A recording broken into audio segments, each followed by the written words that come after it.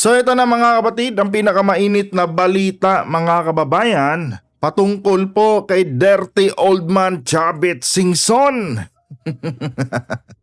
Na kung saan mga kapatid, eto alam nyo ito si Chavit mga kapatid, sa totoo lang, no, desperado na rin talaga ito sa kanyang pagsuporta sa mga Duterte. Bakit ka mo mga kababayan? Alam naman natin mga kapatid na yung mga business partners nito ni Chavit Singson ay mga taga-China. No? And alam naman natin mga kababayan na under Marcos administration, hindi po nagkakasundo ang gobyerno ng Pilipinas at ang gobyerno ng China kasi nga mga kababayan, itong China po kasi ay sobrang gahaman at sobrang ganid. So ngayon mga kababayan, dahil itong si Chavit ay isang certified pro Duterte mga kabatid, ngayon mga kababayan, todo-todo po itong kanyang pinapakitang pagsuporta dito sa pamilya Duterte. And eto mga kapatid, pati ang Miss Universe mga kababayan, ginagamit ngayon ni Chavit bilang pananggalang mga kapatid sa mga isyong pampolitika sa ating bansa. Biruin nyo yan. Gusto niyang gamitin itong Miss Universe ngayon mga kababayan, para sa kanyang political agenda. So ito yung pag-uusapan natin ngayon mga kapatid sa video ito. Pero bago tayo magpatuloy mga kababayan, huwag niyo po sanang kalimutang i-like ang ating video para i-share pa po ni YouTube sa iba pang hindi pa nakakapanood. So for context mga kapatid, panoorin muna natin ang balitang ito at bigyan po natin ng ating personal na opinion at reaction. Former Ilocos Sur Governor Chavit Singson is ready to gamble at bilhin ang Miss Universe pageant franchise. In the face of controversies, paano niya kaya ito balak patakbuhin? Alamin natin sa agenda report. In the face of controversies, paano niya kaya ito balak patakbuhin? Simple lang, gagamitin niya bilang propaganda sa kanyang pagsuporta dito sa mga Duterte. Yun lang mga kapatid. And eto pakinggan nyo yung kanyang unang sasabihin dito. Report ni Pierre Pastor. Kasi bagsak lahat eh. Bagsak ang industry, bagsak ang tourism.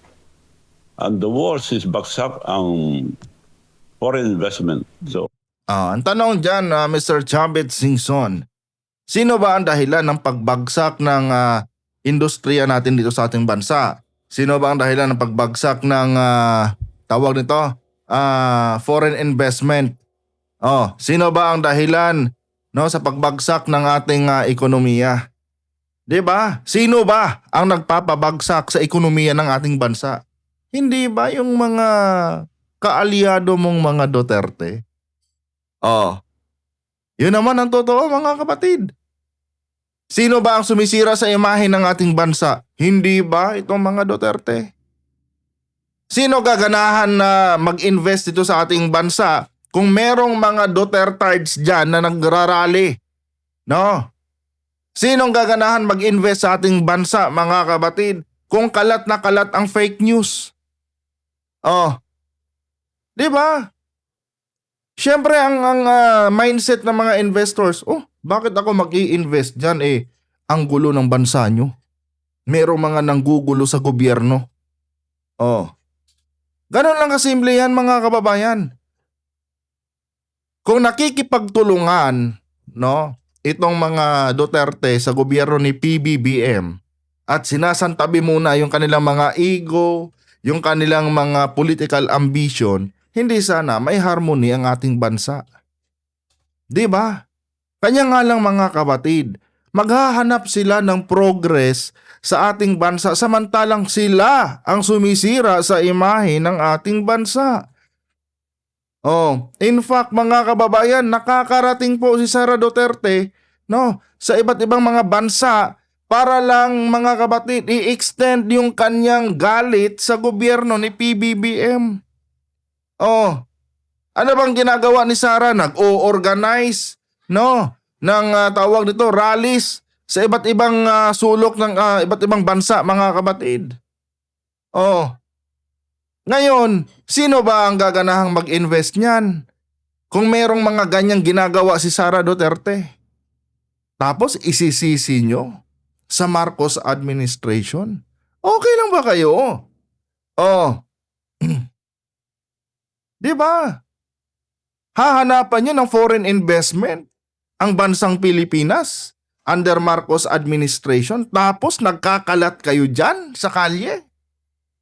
Oh, nagbabayad ka Chavit ng mga trolls para mag-rally diyan, para manggulo diyan. Tapos maghahanap ka ng foreign investment. Okay ka lang ba? Oh. 'Di ba mga kapatid? Nakita niyo kung gaano ka-plastic itong si Chavit? Oh. Nakita niyo ba? Gagawan yung labanan nila mga kababayan eh. Magko-complain sila, bagsak daw ang ekonomiya. No? Bagsak yung ating tawag dito, foreign investment. Oh. Pero kung tutuusin mga kapatid, sila ang dahilan kung bakit nagkakaganyan yung ating bansa. Kasi simple lang naman ang mindset mga kababayan, no? Ng mga investors, ng mga foreign investors. Pag maayos ang isang bansa, walang gulo, walang rally, no? Walang walang rayo tuwing may rally, 'di ba? Walang bombahan, walang terorista. Oo. Pag walang ganyan silang nakikita, yun yung mga tinatawag nating red flag, no, sa mga investors. Pag wala silang mga ganyang red flag na nakikita sa isang bansa, no, gaganahan silang mag-invest. 'Di ba? Pero pag rally dito, maisog rally doon, mautog rally dito, sinong gaganahan mag-invest niyan mga kapatid? Oh. Siyempre, ang unang iisipin ng mga negosyante, ay nako, kawawa yung pera ko diyan pag namuhunan ako diyan. No? Merong mga anti-government na gugulo. 'Di ba? Tapos ikaw ngayon, Chavit, no? Trying hard to play a hero ka. Ulol. Oh. Alam niyo itong dirty old man na ito mga kababayan, no? Desperado na to eh. Desperado na to mga kapatid dahil pati negosyo niya apektado na rin yata. Oh, apektado na rin. 'Di ba? Ito si Chavit kasi mga kababayan, gahaman din to. Oh. Tandaan niyo mga kapatid na isa ito sa mga anti-Marcos mula noon pa man. Kaya nagtataka nga ako kung bakit ito kumampi sa campaign ni PBBM noon eh. Yun pala, no, may gusto pala siyang ipasok na manok sa PCSO. Unfortunately, mga kababayan, tinabla siya ni President Marcos. Kaya ngayon, balik anti-Marcos na naman ang hinayupak na matandang ito. So, mayroon ng patakbo yun ng Ito raw ang dahilan ni former Governor Luis Chavit Singson kaya't napagpasyahan niyang bilhin na ang Miss Universe pageant franchise. Ay sus, Chavit, wag na nga kami. Oh, gusto mo lang iyutin lahat ng babae na sasali sa Miss Universe eh. Totoo naman eh. Oh. 'Di ba? Tatawagin ka pang dirty old man kung hindi ganyan yung karakteristik mo. Oh. Hindi ba kuwan ka? Tawag nito. Ano man tawag nun? Bastos sa klaseng tao to si Chavit mga kapatid eh. Nakita niyo yung dating kay Catriona Gray? Oh. 'Di ba? Yung isa pa doon yung Momoland ba yun na dancers from Korea na kung saan eh kinonsumo di umano yun ni Chavit. O ngayon mga kababayan, dala ng kanyang kalibugan mga kapatid, gusto niyang gamitin itong Miss Universe. Oh. 'Di ba? Do you think mga kababayan, itong si Chavit may matinong hangarin ito? Wala mga kapatid. No. Yung gustong gawin lang ni Chavit ngayon, gusto niyang masatisfied yung kanyang kalibugan mga kapatid.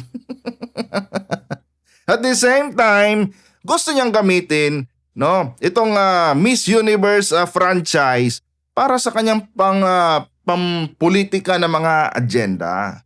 Yan lang yun mga kababayan. No. Wala nang ibang dahilan itong si Chavit kundi yan lang mga pansarili din niyang interest. Eh, yun na nga, mayaman siya eh. No, big time siya mga kababayan. Maraming pera to. Oh, kahit sinong contestant dyan ng Miss Universe, mga kapatid, no, pwede niyang bayaran. Pwede niyang tikman lahat. Oh, wag na nga kami, Chavit. Kilala ka na namin eh. Posible raw itong makatulong para maibalik ang atensyon ng mundo sa Pilipinas. Oy, hindi makakatulong yan. No? Kung gagamitin mo lang naman yan para sa mga political agenda mo, hindi pa rin makakatulong yan. No? Hanggat may mga nagrarally dyan No, hangga't may mga DDS na nagpapakalat ng mga disinformation sa loob ng social media, no, hindi tanga ang mga investors para mag-invest sila dito sa ating bansa. Oh, and ito speaking of investors mga kapatid, no, akala mo naman itong mga DDS sobrang dami ng mga investors na pumunta sa Pilipinas under Duterte administration. Ulol! Oh, under Duterte administration mga kababayan, puro lang po investment ng bansang China ang natanggap ng Pilipinas.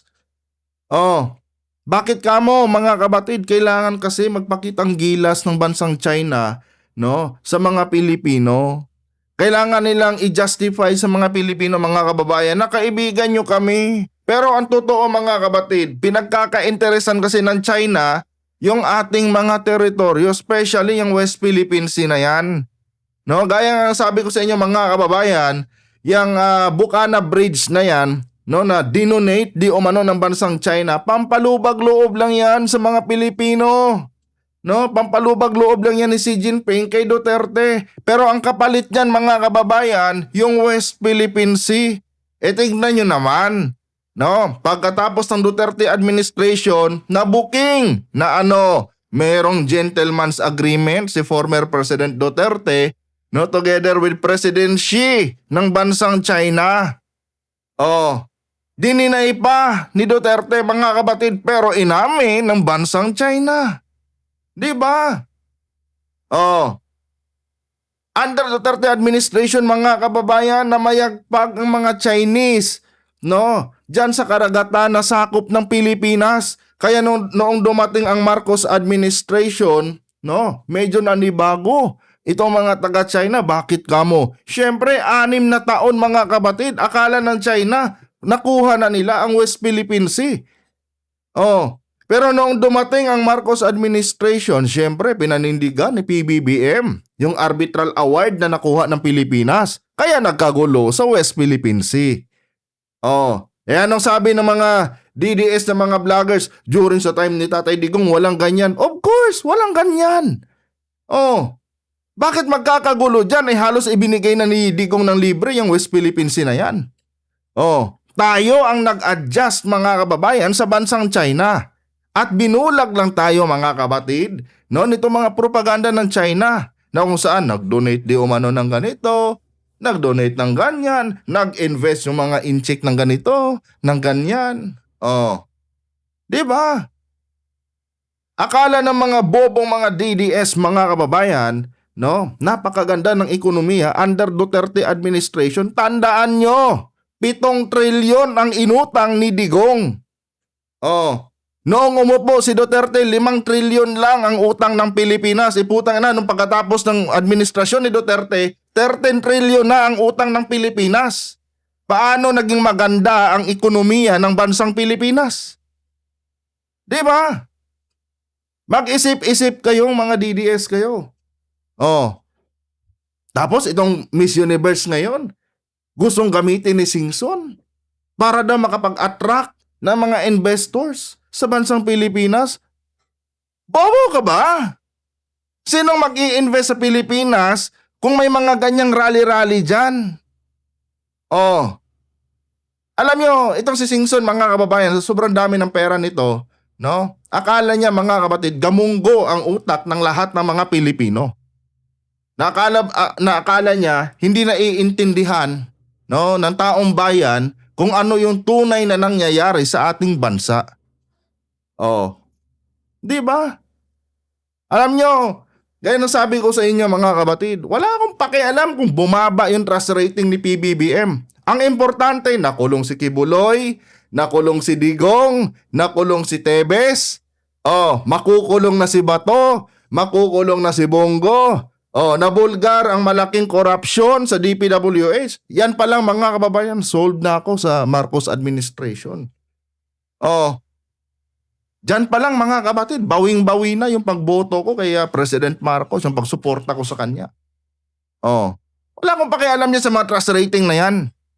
No, yung trust rating na yan, sus ko, propaganda lang yan mga kababayan. Walang kwenta yan. Saan na yung trust rating ni Digong noon? 'Di ba? Matapos maibulgar na Utak pala siya ng sindikato ng droga sa Pilipinas. Oh, at ginamit lang niya yung tukhang niya bilang panakipbutas doon sa tuli-tulinadang illegal na droga na pinapasok ni Michael Yang sa bansang Pilipinas. O asan ang trust rating ni Digong? Naisalba ba siya? Oh, 'di ba? Saan ba si Digong ngayon? 'Di ba nasa ICC na? Oh, 'di ba? Yang mga survey na yan, walang kwenta yan mga kapatid. Dito tayo sa realidad. No? Dito tayo sa realidad mga kababayan. Ang realidad is eto na nga. No? Yung mga kriminal na tao tulad ni Digong, tulad ni Kibuloy, no? Tulad ni Tebes, tulad ni Alice Go. O wala na. No? Nasa kulungan na lahat. Nakahon na lahat mga kapatid. Yan ang realidad. Oh. Pero yung mga ganyan. Wow. Last 31% sa inyo na yan. No? Sa inyo na yan. Tumaas man ang trust rating ni PBBM o bumaba, wala kaming pakialam. Ang importante, nakulong na si Tatay Digong at malapit ng paglamayan si Duterte sa ICC. O, pustahan tayo mga kababayan, matagal na ang 2 taon, mamamatay na yan si former President Duterte dyan. Iuuwing abo dito yan at walang magagawa dyan mga kapatid. Itong mga anak ni Digong. Oh. Ang mas worst pa dyan mga kababayan, no, baka hindi pa matapos si Sara Duterte itong kanyang termino at makulong din siya. Oh. 'Di ba? Itong si Chavit, akala mo kung sino no? Naiyot lang ng kanyang apo itong anak ni Digong na si Kitty, akala mo na kung sino. Oh. Linta lang naman tong hayop na to mga kababayan. Wala namang ambag sa lipunan tong si Chavit. Oh. Nahihirapan lang kamo siya ngayon mga kapatid kung tutuusin. Nahihirapan lang siya. Dahil hirap na hirap makapasok dito, no, yung mga malalaking investment ng China sa ating bansa. Bakit kamo mga kababayan? Dahil sa conflict dyan natin sa West Philippine Sea. 'Di ba? At isa pa dyan mga kapatid, yung lumalakas na impluwensya ng Amerika sa ating bansa. Yun lang naman. Diyos ko po. Balik pa na tayo dito mga babae, napapalayo na ako Naging successful naman daw noong nag-sponsor siya sa naturang pageant noong 2017. 500 million pesos worth of media mileage daw ang nakuha ng bansa mula dito. At sa gitna ng maraming kontrobersiya na kinahaharap ng Miss Universe, hindi ito ikinababahala ni Singson. Kung sakaling mabili nga niya ang prangkisa, aayusin na lang daw ng mapipiling komite ang mga bagong rules sa pageant para hindi maulit ang mga naging problema nito. Ay nako. Kung ako sa mga bansa na kasali ng Miss Universe, no, wag na kayong sumali dito sa Miss Universe na ito. No? Itong bagong kung sakaling ma-acquire ito ni Singson, wag na kayong sumali. Bakit kamo? Gagamitin lang ito bilang political propaganda ni Chavit Singson. 'Di ba? Gagamitin lang ni Chavit 'yan. Sangkatutak na dayaan mga kapatid ang mangyayari diyan. Oh. 'Yun lang ang purpose ni Chavit dito sa kuan na to. Dito sa pagbili-bili niya di umano ng Miss Universe franchise. Oh.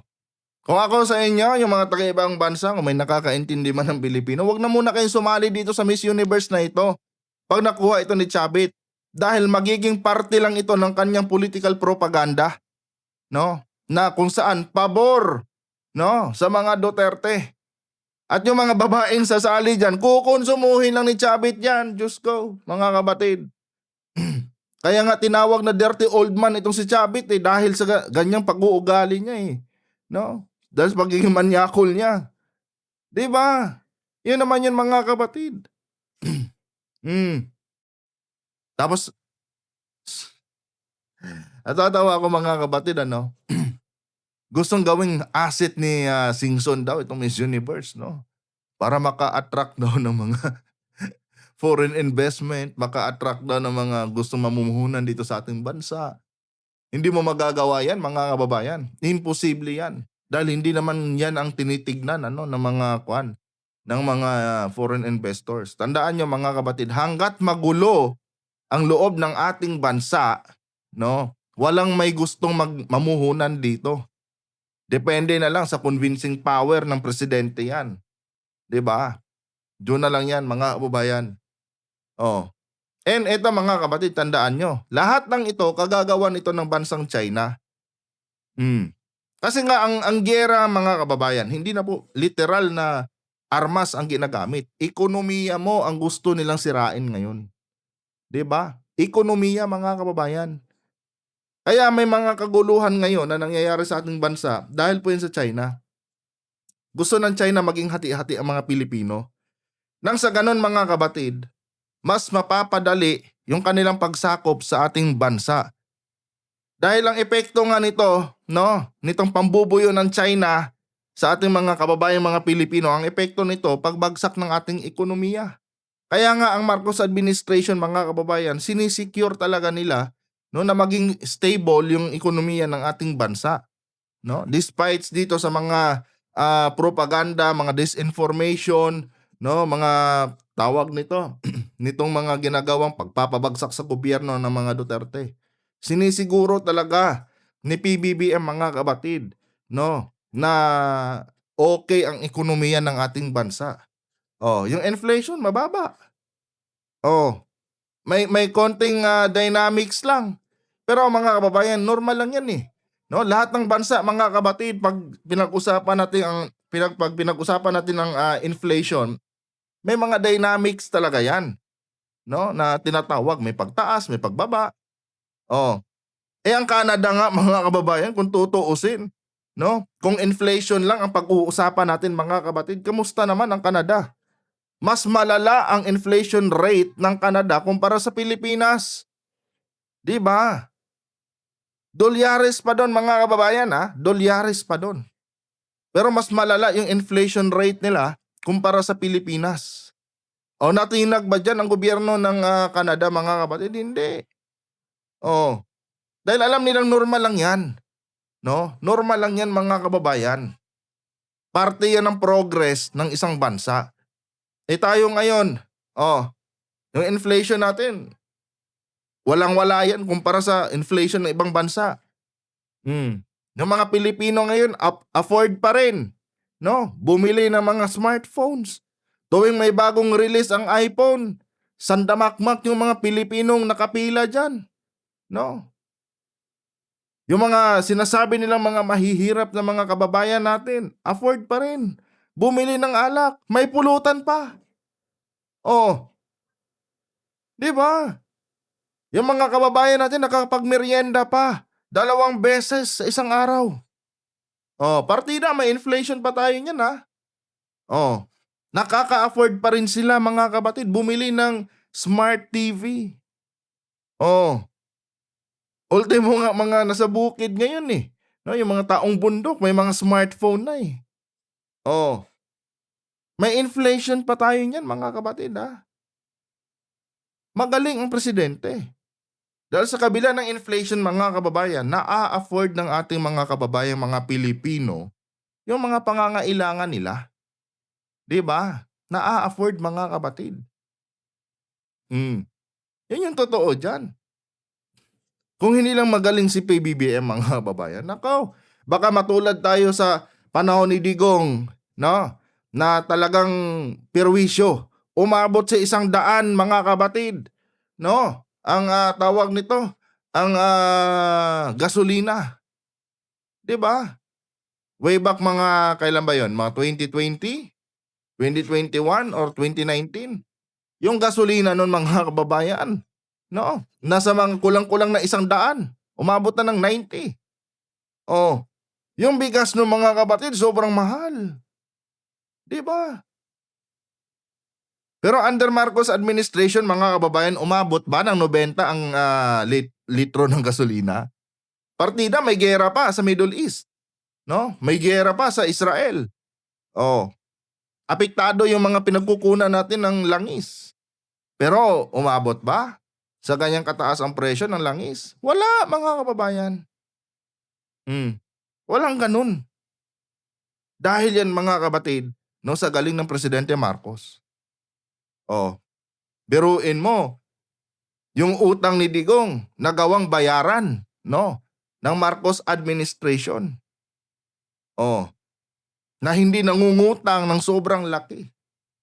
'Di ba? Kung nangutang man ang presidente, normal lang 'yun. Oh, pero hindi, at least hindi gano'n kalaki sa ginawa ni Duterte na kung saan from 5 trillion naging 13 trillion, mga kapatid. Tapos lahat ng proyekto, no, na ginawa ni Duterte doon sa pinangutang niyang 6 trillion, kulang-kulang 7 trillion, mga kababayan, wala pong ROI o return of investment. Oh, ano ang rason nila? Nagka-pandemic daw kasi. Ulol! Yung pandemic nga, mga kababayan, may mga lumabas pa dati, no, na kagagawan yun ng China. At isa yung marketing strategy ng bansang China. 'Di ba? Di umano, mga kapatid, yung nasabing pandemic ay ginawa lang ng China yon para kumita yung kanilang bansa. Oh, mga kababayan, si Tatay Digongyo at si Xi Jinping, magkaibigan. Sinong bansa ba, mga kapatid, ang nakinabang noong pandemya? 'Di ba China? In fact, mga kababayan, maraming ang sangkot, no, na mga Chinese businessman, no, dito sa anomalya ng tawag dito ng mga pinorchase na mga bakuna. Yung mga PPE. Sino ba ang nakinabang nun dito sa Pilipinas? 'Di ba sila Michael Yang? Sila Saldico. Yung SunWest Corporation ni Saldico. Hi, this is Oh. Kira. Hello, this is 'Di Kira. ba? I am speaking. Huwag na tayong maglokohan dito, mga kapatid. Alam na natin 'yan. Diyos ko po. Natatawa na lang talaga ako, mga kababayan, dito sa mga pinagsasabi ni Chavit Singson. Diyos ko po. Talay. Sa dinami-dami ng maaring pasuking investment, mas pinipili raw ni Singson ang Miss Universe dahil buong mundo raw ay nakatutok dito. At kapag nandito na daw ito sa Pilipinas, Sabihin mo, iba't ibang lahi ang matitikman mo. Yeah, what color are you trying to get? Iba't ibang lahi ang matitikman mo, Chavit. Yun lang yung purpose mo dyan. Diyos ko po. ring mabalik muli ang atensyon ng mundo at foreign investments sa bansa. Ulol. Di ba? Paano magkakaroon ng foreign investment sa Pilipinas, mga kapatid, kung may kaguluhan pa rin? Useless yan, mga kababayan. Napakawalang kwenta po. No? Yung sinasabi ni Chavit dyan. Investment. Rally ng rally kayo dyan. Riot, nagbabayad ka ng mga manggugulo sa rally. Riot ng riot yung mga binabayaran mo dyan. Paano magkakaroon ng interest yung mga investor sa ating bansa? Diyos ko. Kukunin namin para pagandahin ng Pilipinas, hindi para kumita. Number one, mas ibaluwi kami basta maganda, okay lang. Ngayong darating na Enero, makikipagpulong ang mga opisyal ng Miss Universe kay Singson. At kapag daw the price is right, go na ang susunod na Miss Universe pageant sa Pilipinas. Wag na sana kayo magpabudol dyan kay Singson. No? Sa mga bansang kasali dyan, sa Miss Universe na yan, pag si Chavit ang nakakuha, pag si Chavit Singson ang nakakuha, wag na kayong sumali. Luto lahat ang gagawin niya ni Chavit. Walang kwenta yan. Gagamitin lang ni Chavit yan sa mga political agenda niya. At yung mga babaeng sasali dyan, kukonsumuhin lang yan ni dirty old man Chavit Singson. Anyway guys, hanggang dito lang po itong ating content. Dahil nagsisimula na yung asawa ko sa likod magtrabaho, mga kapatid. Kung nagustuhan niyo po ating talakayan ngayon, huwag kalimutang i-like ang ating video para i-share pa po ni YouTube sa iba pang hindi pa nakakapanood. No? And ulitin ko sa inyo, yung mga sinasabi ko dito ay personal ko lamang na opinion ito. At hindi ito sumasalamin sa opinion ng mga eksperto at hindi ko rin ginawa itong video na to para impluwensyahan kayo. Kung agree kayo, good. Pag hindi naman, well, nirerespeto natin ang bawat opinion ng bawat isa. Hanggang dito na lang. Adios.